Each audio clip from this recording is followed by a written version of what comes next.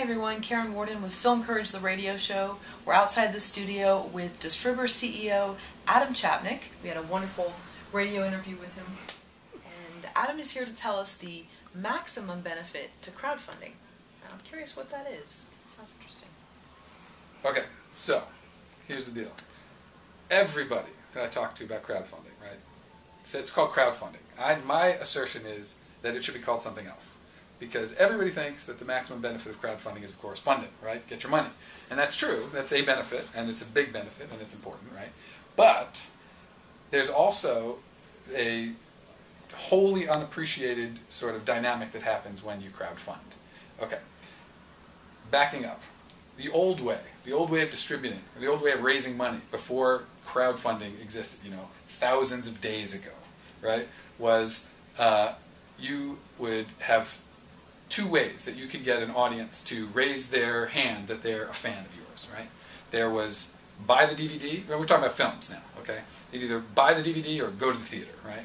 And in those two ways, it was binary in themselves of whether they would raise their hand. They would either buy it or they would not buy it.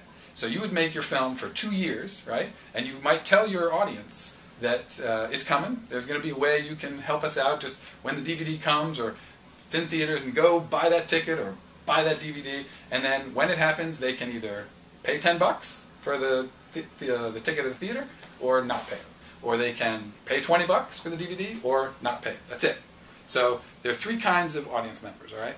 There is the first kind, that is the person who might have heard about the film, might have been interested in the film, maybe you had something on the web, maybe there was an ad, and they're like, okay, I think I'll see that film. But just on the merits of the film, what they heard, they'll go. Okay, that's kind number one.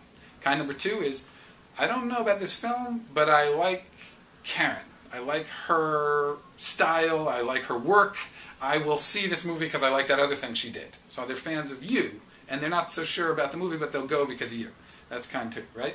Then there's kind number three, which is, I don't care what you do, I'm giving you money to do it, I'm going to help you do it, I'm going to come do it, I'm your mother, I'm your brother, I'm your husband, I'm your son, I'm, whatever.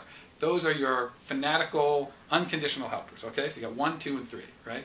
In the old way, you didn't know which was which. You couldn't get in touch, you couldn't differentiate your fan base, you didn't know, some people just came because they wanted to see the film, some people came because they saw your old film, and some people came because they would do anything you tell them, right? So, in the new way, and finally, those three people all had one option. They could either buy it or not buy it. So if they kind of wanted to see it but weren't sure, and then they bought, they just paid $10. If they really wanted to see it, they paid $10. If they were crazy about you and totally would see anything you did, they paid $10. Now they might pay $10 twice and buy someone else a ticket, or pay it 10 times and give someone else, 100 people tickets or whatever, buy a bunch of DVDs for people, but they only could do that thing, right? The revolution of crowdfunding, and again I think it should be called something else, is that now you can pull all of those people all the way into your process, starting the moment you think, I should make a movie, right? And so now you go out to your immediate community, and that of course includes the number 3s, your mom, your sister, your brother, whatever. It might include the number 2s, right, which are people who saw your other film, so you have a list. It probably could include number 1s, because through doing your other things, you have some people who might be interested in the film you're just thinking of, right? But now what you're offering isn't, hey, I'm going to make this movie and someday pay me $10 to go see it in theater, or give me $20 for a DVD. Now what you're suddenly doing is you're unsealing all of the value in the creation of the artistic piece. There's value all the way from the moment you start thinking about it to the moment you have that DVD or the ticket, right?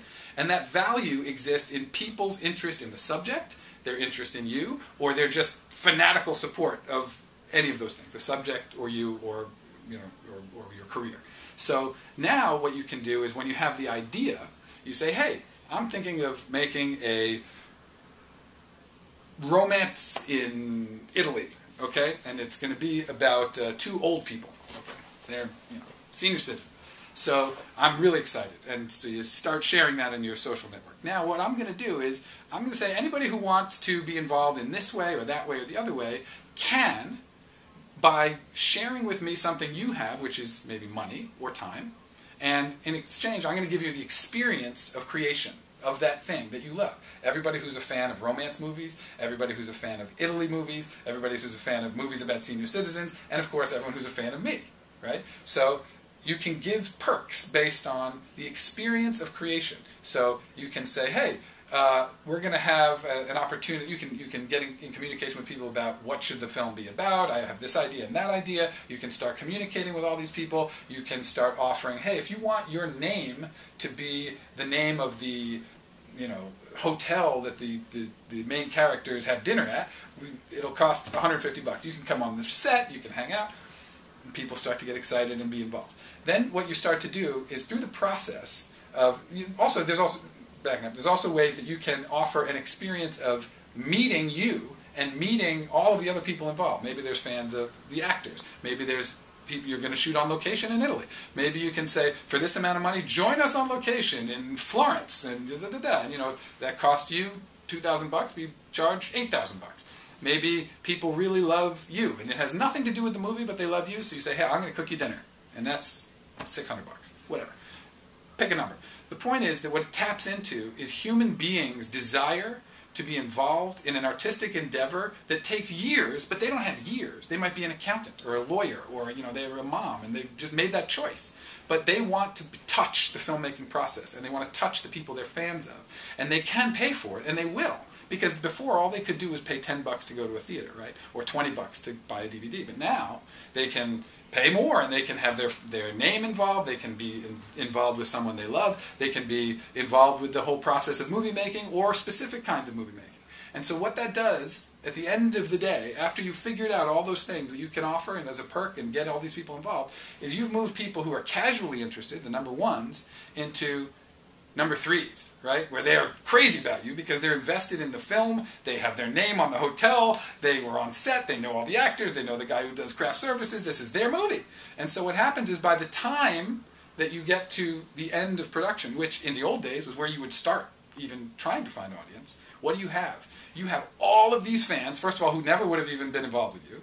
Then you have, of those fans, a giant number of number ones, which would have been, maybe I'll see the movie. They're shifted over to, I'm a wild and rabid fan of you, like your mother.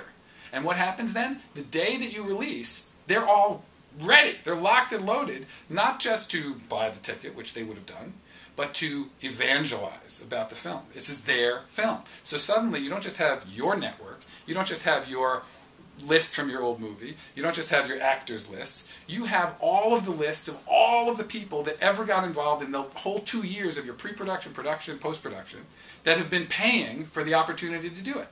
So you have a new army of evangelists for your film the day it comes out into distribution that have paid you for the opportunity to be there. That is the revolutionary benefit of crowdfunding.